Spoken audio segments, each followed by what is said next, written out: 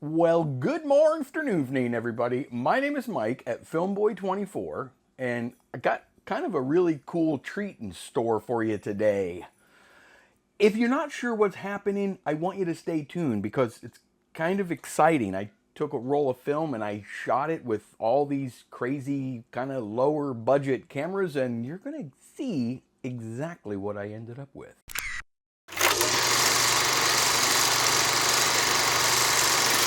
So if you're new to my channel, well, thanks so much for stopping in. I really appreciate it. I am sort of a DIY analog film guy with a focus or emphasis on movie film. I really enjoy all things film. That's what I do. I've been doing it for 40 plus years, so here I am, 2025.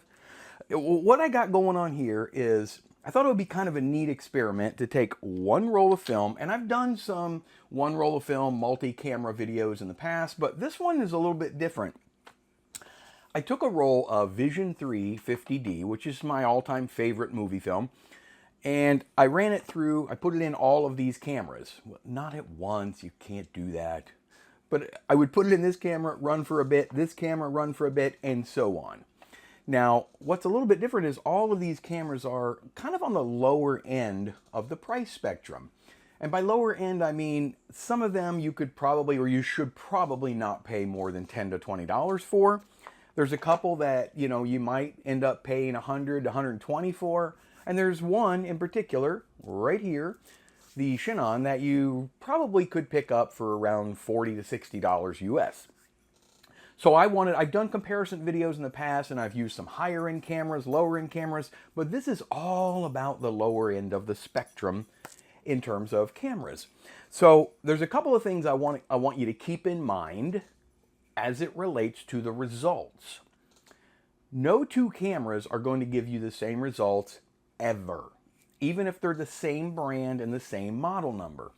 In other words, I could buy another one of these cameras right here. We're gonna go over each one of them when I show you the film. I could buy another one of these, shoot the roll of film in both, and the results are gonna look different. So this is more for just sort of fun and kind of give you some insight on what these cameras are capable of doing. I have done some individual reviews on some of these cameras.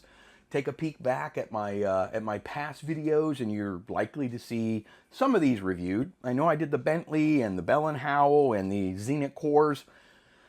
With all that said, here are the couple of things I want you to keep in mind. They're all going to be different from camera to camera, and I'm a home processor, right? So my results, I process DIY in tanks with, when I do ECN2, I make my own chemicals. I don't make the chemicals, I mix my own chemicals. So I buy the raw chemicals and I mix them up, and I do all this myself. I scan everything myself. So the point I'm making is my results are home scanned, home processed results. So look for the grunge, and it's going to be a little dirtier and a little more dust and scratches. That's just the nature of the beast when you do everything yourself. Just keep that in mind. So I'm going to show you these, and when I show the film, it's going to be one long clip, about 3 minutes or so, 3.5. But I'll put little marks in there to kind of let you know what camera is shooting what. Some cameras are autofocus or fixed focused. Some are manual focus, some are auto exposure, some I can only do manual exposure. I'll put all of that information before each clip, because I'll run them all consecutive. I filmed everything at 18 frames per second, and if you would like to know exactly how I processed it all, I have a video for that as well, my entire ECN2 process. It's a little bit of a process, but it's fun. It's a lot of fun. Come on now, settle down. Here's the film right here, the actual film, and I am going to clean off my desk now that you see all these cameras. We'll talk about each camera in just a second, but while I'm doing that, I'm going to show you the film. Here it is.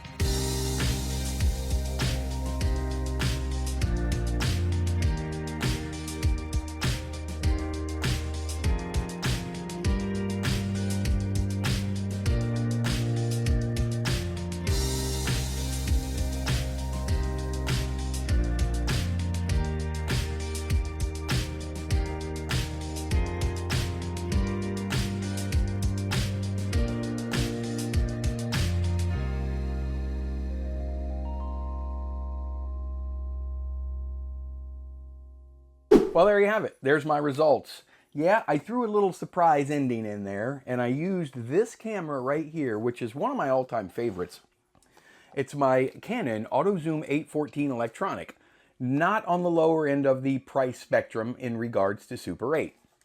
I had some film left over at the end of the cartridge, so I wanted to burn it up, threw it in here. I've done that before in other videos where I've used multiple cameras, just to sort of kind of give you an overall comparison of what a better higher end camera with beautiful glass, how it compares to some of the other lower end cameras. Speaking of the lower end cameras, because we're not really talking about this Canon, the Bentley BX 720. It is a fixed focus camera, as you saw. It is only manual exposure, so you have to turn the little ring here, and we go from 2.8 to 16. It has an all plastic lens, all plastic body, and in fact, it should probably be in the plastic trash bin. This is probably one of the worst Super 8 cameras I've ever used in my 40 plus years of shooting film. It might just be the actual one that I have. I don't know. I'm considering actually getting another one because they're really inexpensive, or at least they should be. You don't need to pay more than 20 bucks for this, and hopefully that includes shipping. But I might try one more just to see if it's just specific to this particular camera. I don't know. Moving on. This was the one I said was kind of in the middle of the spectrum. This is the Shinon 107S XL. It's a very basic camera. It also employs a fixed focus. It was auto exposure, and you saw the results of that. Not terrible, not bad. I got a note here. I rated these. I gave that about a 3 out of 5. I gave the Bentley a 1 out of 5. So that's where we're at with the Shinon. Again, this is for fun, and yours might turn out a little different. You buy one of those cameras, 40 to 60 bucks. I wouldn't pay more than that. Yours might look better. I don't know. Everyone's a little bit different. This one was kind of my sleeper. I've done a video on this before. This is the Bell & Howell T30XL. These have started to sort of climb a little bit in price recently in the last year. I think I picked this up, honestly, for 30 or 40 bucks. I don't remember exactly, but it was not expensive at all. Now they're kind of starting to creep up a little bit, and I think I know why, because again, it's kind of a sleeper camera. It does pretty well. I gave it a 4 overall out of 5 based on the results that I saw. You can judge yourself however you want to judge. Everybody's tastes are a little bit different. This whole art form is so subjective that, you know, we all have our own opinions. This is manual focus. It is fully auto exposure, and that's exactly what I did. Again, I have a video on that one. Then we move on to, there's not in any particular order, the Zenith Quarz, the 1X8C-2.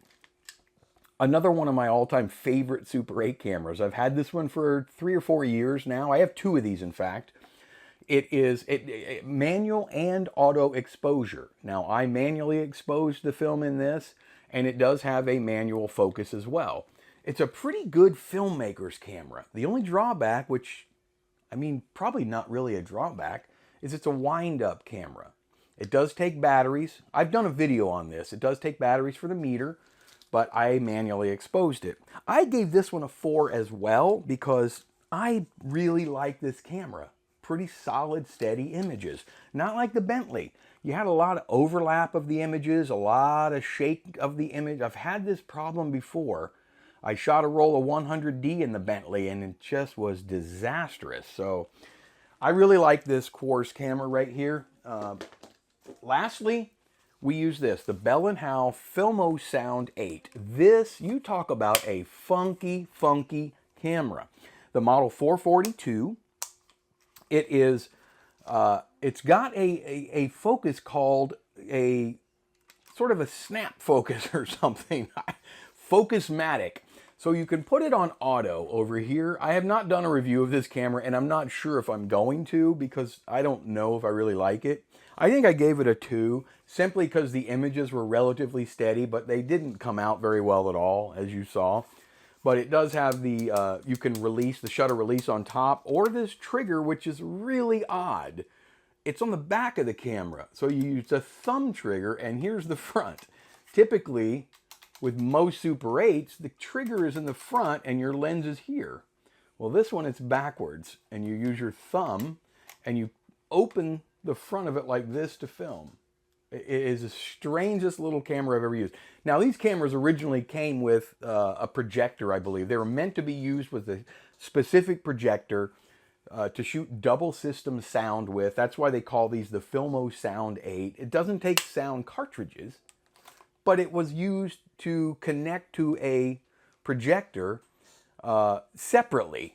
Your audio recording, which was, I believe, a tape deck, because there was a tape deck, a projector, and the camera that kind of worked in sync together. Well, I only have the camera, and it is something else.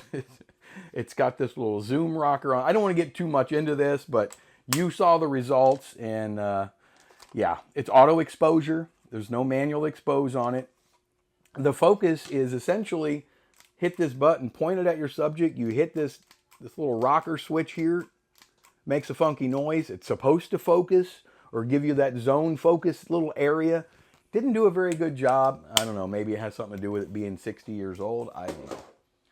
That's what I have for you guys. I want to know, do you have one of those cameras? Do you have one of those cameras? If you do, I want to know if your results are better. And I'm not talking about your professionally process lab scan results. I'm talking about overall sort of the crispness and whatnot. Do you get good images from those cameras? I really like that Bell & Howell T30XL. I highly recommend that camera. It's beautiful images. I've used it 2 or 3 times now, and I've always gotten good results from it, so check it out. I hope you enjoyed this little video. If you did enjoy it, yep, hit the little thumbs up button. And then do this, because I got some fun stuff coming. I'm trying to do videos every Tuesday and Friday now. And don't forget, there is a live stream every Sunday. I will be having memberships where we're going to do an extra live stream every month as well for members. So we got a lot of fun things coming in 2025, and I'm really excited about it. Tons of found film coming. So if you want to be sort of up to date and notified, you got to hit the little bell down there too, and it'll ding. It'll be, hey, Film Boy's got another video. I'll put my nap off and I'll go watch that video instead. Yeah. Until the very next time that I see all of your lovely faces. There it is. My daughter's made these. I'll see all of you on the very next go around.